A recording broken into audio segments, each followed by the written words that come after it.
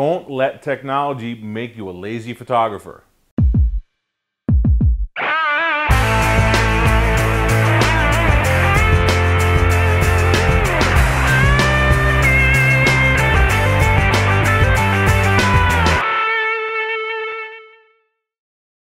Hey everyone, Greg Cazillo from Cazillo.com. Welcome to Keep Shooting Monday number 59.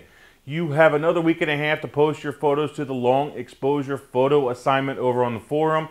There are not a lot of entries so far, so be sure to get out there and find something to photograph. Anything as long as it's over a second, I was about to say a minute. A second exposure is just fine.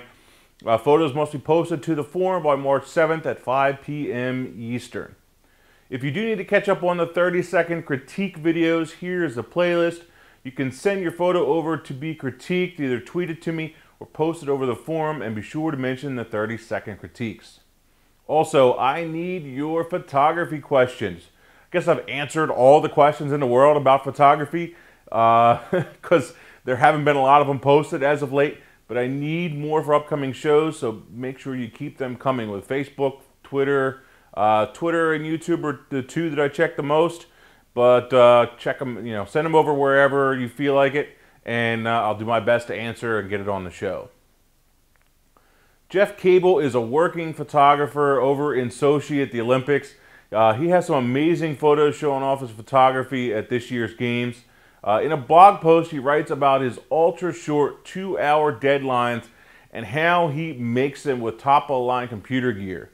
Two things I picked up on were the fact that he is still shooting RAW files, not JPEGs, and he makes it a point to back up his photos to 3 different drives.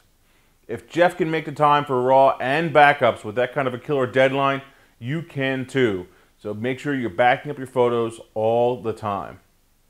In case you have been living under a rock and didn't know, you can now register your .photography domain names.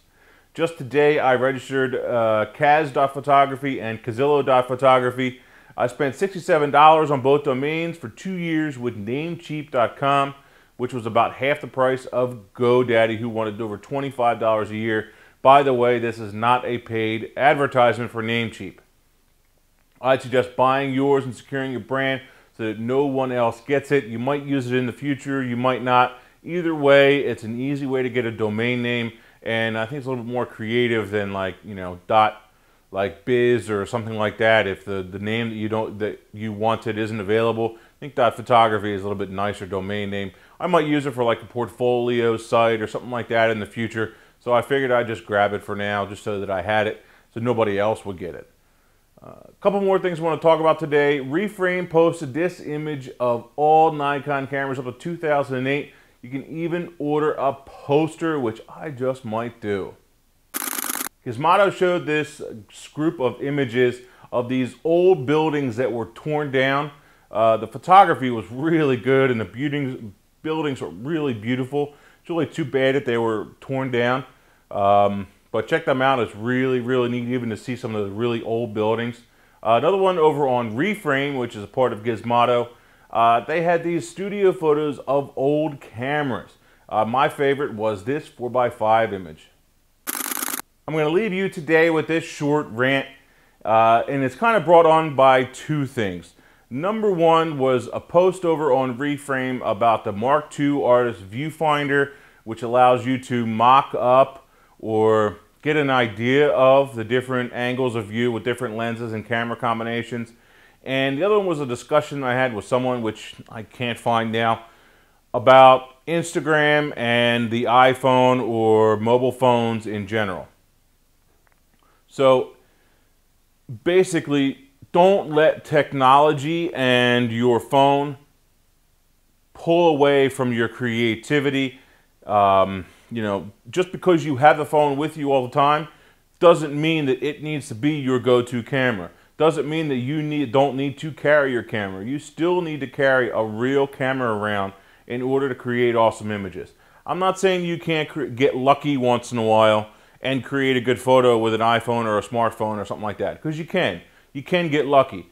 But the chances of you getting a really awesome image with a real camera is much higher with a real camera than it is with a dinky little iPhone camera that doesn't even let you control the exposure of it.